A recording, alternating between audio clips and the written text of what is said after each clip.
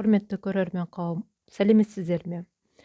Сіздермен бүгінгі тақырыпты талқылап тастасақ, маған хат жазып, комментарий қалдырып, түрлі пікірлерді, өзінің өмірінің басынан өтіп жатқан оқиғаларды өзі туралы таныстырып айтып жатқан жандарға алғысым шексіз. Лайктарыңыз үшін, пікірлеріңіз үшін рахмет. Әрі қарай жалғастырамыз, өмір жалғасады. Сонымен айналайын қазағым, және садақа салып жатқан қазағы елі үшін жан пида етіп, бір отаныма бір пайдам тисін деп шапқылап, садақасын салып, халық үшін, ел үшін еңбек етіп жатқан жандар, сіздерге де рахмет. Сіздер аман болыңыздар.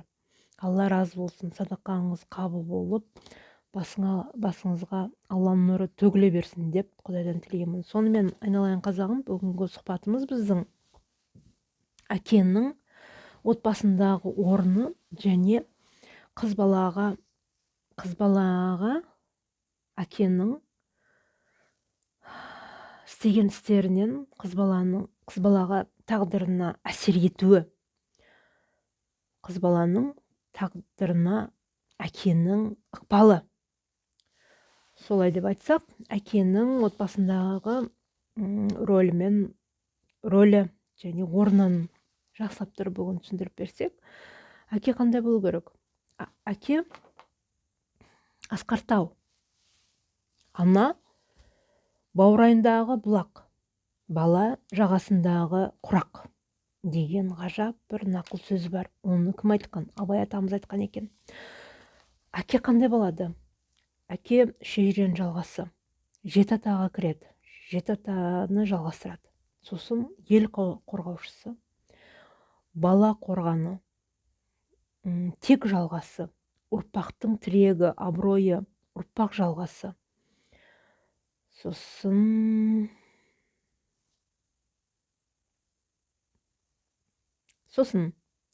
қазіргі енді осыны айта отыра, мен сіздерге бір жағдайды айтып кетейін. Қазіргі таңда ажасулар өте көп. Қиналып жатқан отбасылар. Әке рөлі құлдилап кетті. Ана ала дорбасын асып алып, еркектің шалбарын киіп алып, еркектің айдайтын машинесінің рөліне жармасып алып, қазір еркектің ісін толықтай мойнына алып алды.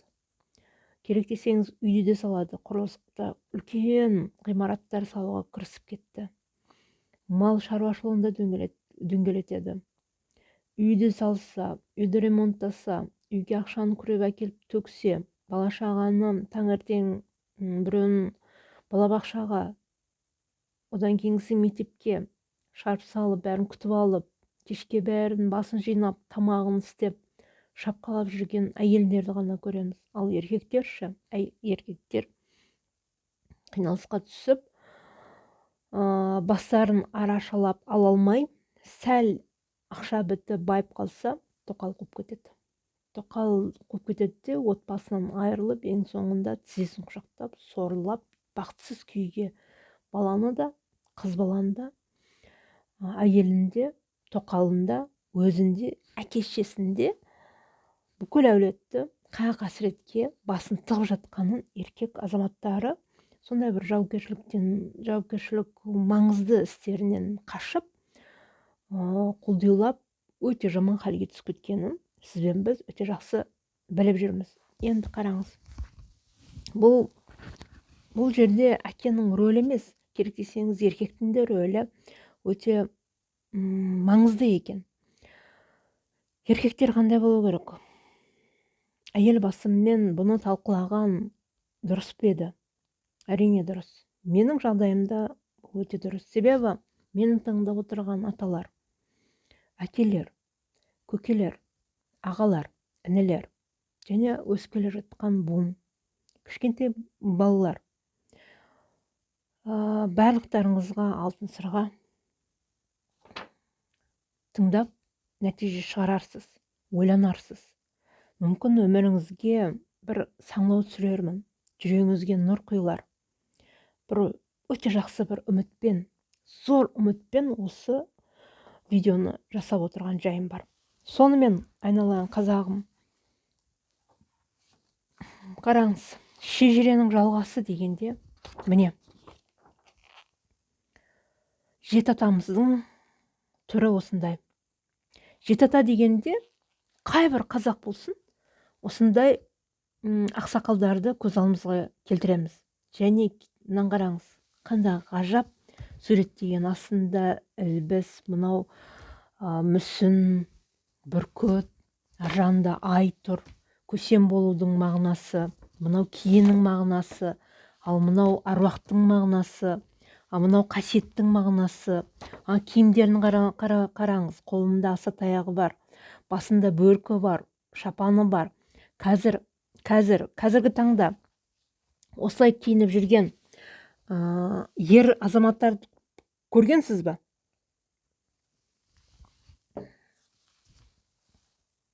Осындай азаматтарды көргенсіз ба? Кемде-кем, өте аз. Енді қараңыз,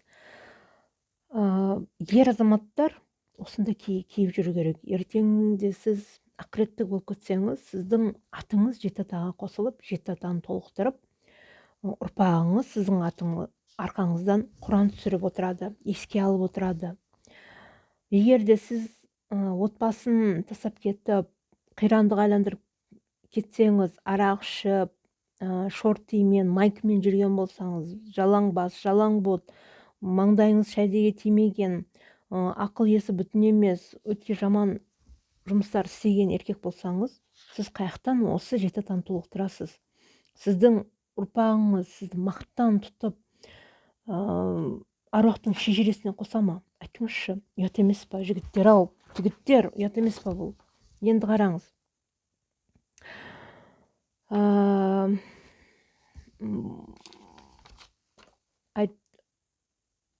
Қызың ұлың әкеңе тартқан деген сөз бар. Сөз ұғымы бар, білесіздер, иә?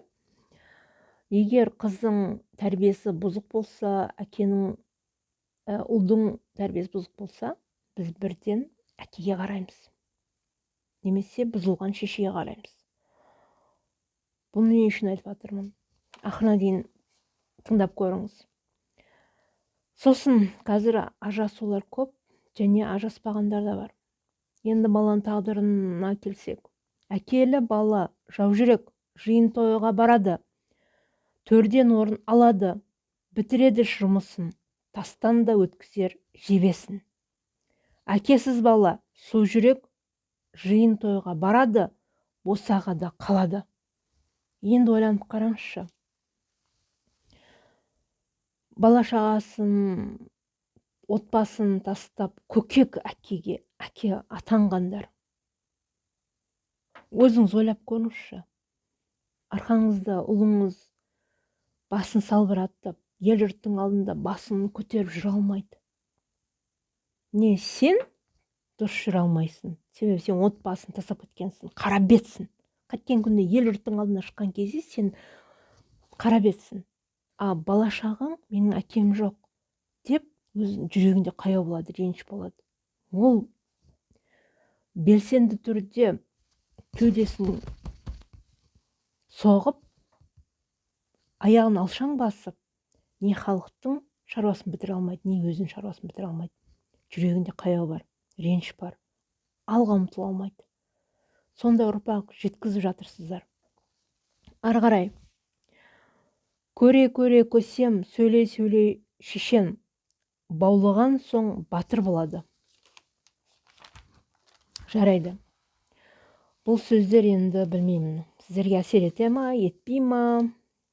Мен сол махаббат қуып, тоқал алып, әрбір қатын етегін аша берген ез еркектерге арнап, бүгінгі тақырыбым соларға арналады негізінен. Енді әкенің істейтін күнәсіне келсек, немесе еркектің арақ, шылым, наша, карта ойнау, құмар ойын, зина, парақор, боқтық сөз көп айту, отбасын тастау, жауапкершіліктен қашу, уәдеде тұрмау, керек жарағын тауып бермеу. Ал еркек ел қорғаушысы, бала қорғаны тек жалғасы, ұрпақтың тірегі, абыройы, ұрпақ жалғасы. Бола алдық па? Бола алдыңыз ба? Әрине жоқ. Көбісі жоқ. Мынандай киімі жоқ еркектер 50-ден асқаннан кейін мынандай киіммен жүру абзалырақ болады. Айналайын қазағым, ер азаматтар осындай киім киіп жүріңіздер. Өлсең өліп кет, бірақ абыройға тырысып киюге тура келеді. Енді қараңыз, ал 20 жастан бастап, мектеп жасынан бастап кез келген адам кітапты көп оқи, білім жинай, қатын жинай емес, ақшаның соңына жинай емес, байлықтың соңына түсіп, кредит алып, байым мен елдің қатарында боламын деп, белшеден қарызға батып, керек емес сауық сайран құрып, байып алған кез саурақ сайран құрып кетеді бүгін кей еркектер. Мұндай баспалдақпен шығып қасиеттерді меңгеріп, жан-жағын тани, Құдайды тани, мынау не дейді, жақсылықтарды істей, қазыналарды, білім қазынасын, ақыл қазынасын, даналық қазынасын, мейірім қазынасын жинай жоғарғы өрлеп, өзінің кім екенін бүкіл әлемге танытып, дәлелдеп, мықты адам екенін білдіріп, бала шағасын, отбасын дәлелдеп, махаббатын дәлелдеп, отан сүйгіштігін дәлелдеп, ұлтшылдығын дәлелдеп, мықты отбасының тірегі болып, қорғаны, одан қала берді, мемлекеттің діңгегі, отбасы түгел болса, отбасы мықты болса, мемлекет отбасынан басталады. Бір мемлекет бұзылды ма, бір отбасы бұзылды ма, онда мемлекет бұзылды деген сөз. Мемлекетке абырой емес, авторитет емес. Солай жоғарыға шығып, ұрпағының жолы кеңінен ашылады. Білімді, қайсар, мықты, қолынан іс келетін, шебер еркектер, білесіз ба, сондай мықты болады. Енді қараңыз, білем, кейбір еркектер бүкіл қиындықты осылай итеріп, қандай қиындық болсын, қандай суықтар болсын, қандай жала жабылсын, өмірдің сынағы болсын, тума-туыстың сұмдығы бар, жора жолдастың сатқындығы бар, өмірдің қиындығы бар, жұмыстың қиындығы бар. Солардың бәрін орындап келіп, осындай халде жүргендер бар. Оларға бас иеміз, отбасын асыраймын деп шапқылап жүрген әкелер бар, еркектер бар. Ата-анасында жағдайын жасайды, бауырларында жағдайын жасайды. Және өзінің ұрпағында, әйеліне жағдайын жасап жүрген еркектер әрине бас иіп, құрметтеп, олардың орны төр болады. Әрдайым Құдай да, әр уақытта періштелер де ондай еркекті асыл еркек деп жақсы көріп басына. Бірақ арақ, шылым араластырса өміріне, онда кешіріңіз, ол барлығы зая кетеді. Ал қыздарымыздың тағдыры не болады? Міне, қыздар егер де осылай киініп жүрсе екен, қыздарымыздың барлығы осындай болып киініп жүрсе екен, сонда қыздарымыз өте бақытты болады ау дейміз де. Бірақ әкенің рөлі, әкенің өмірі, істеп жүрген істері қыз баланың, ұл баланың тағдырына, әсіресе қыздың тағдырына тікелей әсер етеді.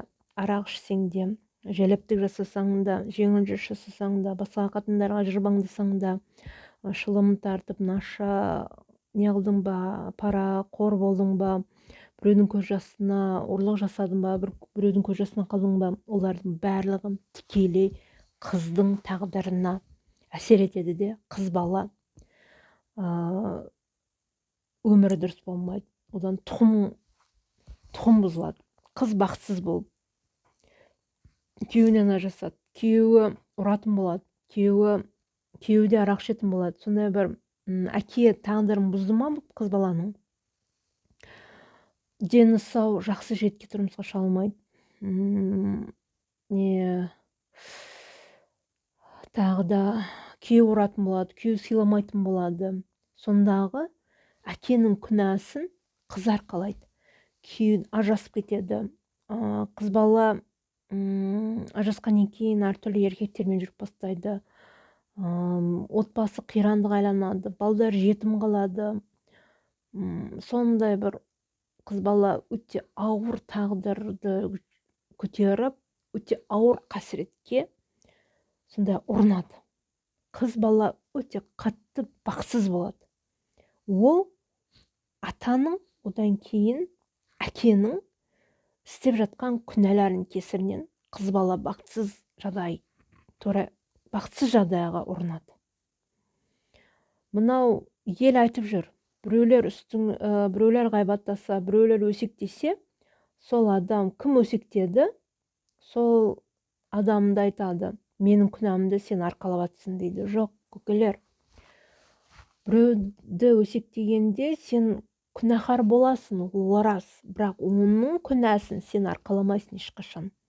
Күнәні арқалайды сенің ұрпағың, сенен шыққан қыз бен ұл. Біреуді өсектедің, біреуді жамандадың, біреуге жала соқтың, біреуге қиянат жасадың, біреуге қара дуа жасадың. Сен өзгеге қиянат жасағаның үшін күнәһар боласың, бірақ ол пәлекеттер сенің өзіңнің ұрпағыңа, тағдырына жазылады. Сенің ұрпағың сенің күнәңді ұрпағың көтереді. Екі есе солар қиналады, қайталайды. Егер сенің күйеуің, егер де сен еркек жеңіл жүріс жасап, әйеліңнің көзіне шөп салып, бала-шағаңа қиянат жасайтын болсаң, тоқалды үстіне алатын болсаң, сенің қызың жеңіл өмірге тағдыр бұзылады, жеңіл жүріске салынып кетеді. Жеңіл жүріске салынбаймын дегеннің өзінде оны басқалар мәжбүрлейді.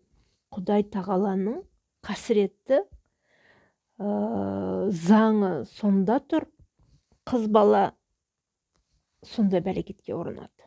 Қанша мен жігіттермен жүрмеймін, жеңіл жүріс жасамаймын, анау-мынау деп қашқанмен, бірақ мына мойнындағы әкенің күнәсі оны мойнынан ұстап тұрып, зорлап тұрып істеткізеді. Қанша қаш, қанша құтыл, бәрібір істеткізеді.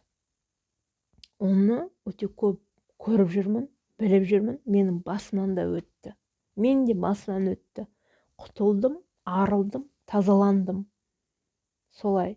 Енді мен бала-шағамның жағдайын жасап отырмын. Менің өмірімнен сондай бір кәзаптарды, оңбағандарды, балалардың тағдыры таза болсын деп ол иттерді өмірінен шығарып тастады, Аллаға шүкір. Енді менің ұрпағымның болашағы жарқын, зор болады. Құдайдың уәдесі бар.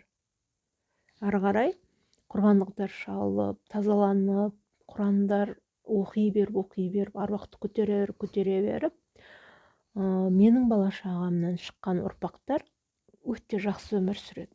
Сынақтар болады, жеңіл, бірақ адам өлім болмайды, ажасу болмайды, оқуға түсем дей ма, қиналмай түседі, тұрмысқа шығам дей ма, үйленем дей ма, тойлар әп-әдемі болады. Одан кейін тағы не?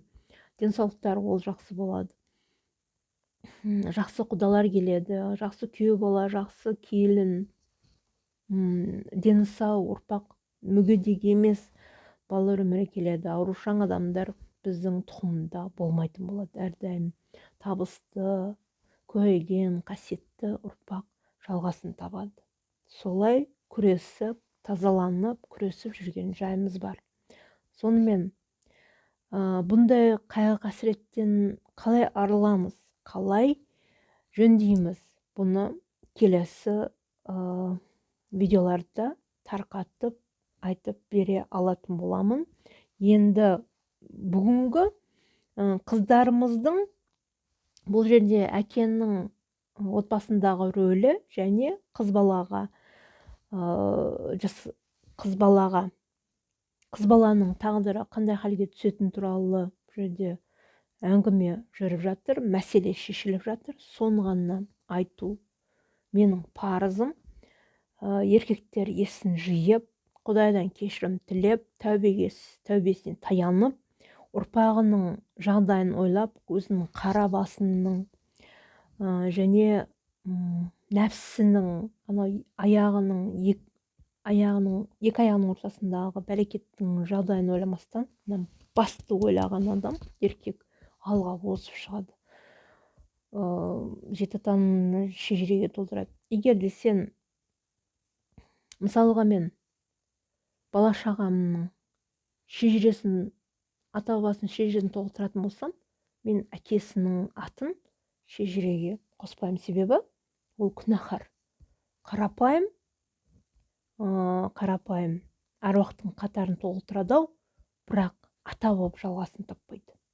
Ата болып жалғасын таппайды. Мен ұрпағыма соны өсиеттеп кетемін. Бұл адамның атын шежіреге қоспаңдар деп айтамын. Ұят болады. Оны секіріп өтіп кетеді. Иә, солай. Өздерінен көрсін. Енді қыз баланы солай жылатпау үшін, тағдырын қирандық айландырмау үшін, немерелеріңізді, немеренің тағдыры бұзылмау үшін, әкелер, тыныш жүріңдер. Тоқал сендерге не тең? Айтыңдаршы. Тыныш қана жүріңдер, қатын бас болмай. Белді бекем буып, отаныңа қызмет ет, мемлекетіңе, қазағыңа қызмет ет, халқыңа, көрші-қолаңға қызмет ет. Өлмейсің, қайта батасын алып, өніп өсесің, бақытты өмір сүресің. Қаншама адамдардың жағдайын жасап берсең, сен соншалықты беделді, абыройлы боласың. Қызың бақытты болып, күйеуі оны алақанда ұстап, маңдайынан иіскеп, немерелерің сен ата деп құшағыңа кіріп, ерекше сенің алдыңа адамдар тіке кіріп келе алмайтын болады. Ана жақтан, алыстан жүріп, қорқа аяғын тізерлеп келіп, басын ие келіп, басын иіп, рұқсатыңды алып, сосын кіретін жағдай кел. Бұл алқаш, пошел, құрып кетей, әкең-ау, шешеңнің деген сөздерді естігенше намыстан өліп кетсең болады, бар ғой. Кез келген адам бұлай басын иіп тұру керек сенің алдында. Сондай дәреже жету өз қолында тұр. Соған әрекет ет. Ешкім сенің бетіңе келе алмасын. Арыңды күзет, намысыңды шыңда, қасиетіңді меңгер.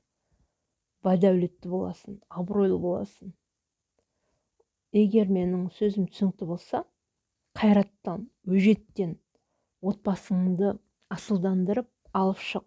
Ол сенің аманатың. Аманатқа қиянат еткен әрбір еркек тозақтың төрінде мәңгілікке кіреді. Ал ол тозақтың азабын сезген адам, оны сендер білсеңдер, мен мысалы сезіндім. Бір жыл жүріп, тозақтың отында менің жаным қуырылған. Ондай азапты сендер сезінетін болсаңдар, бар ғой, масқара, соған жеткізбеңдер. Естідіңдер ма, білдіңдер ма? Тәубеге таянып, Құдайға құлшылық жасап, маңдайларын сәждеге тигізіп, бала-шағаларынан кешірім сұрап, отбасыңмен кім ажырасып жүрсің, қайтадан қосылып, тіктеңдер бәрін. Бәрі Құдайға жалынып, тәубеге таянып, екінші рет күнә жасамауға әрекет етіңіздер. Тазаланыңдар. Сау саламатта болыңыздар.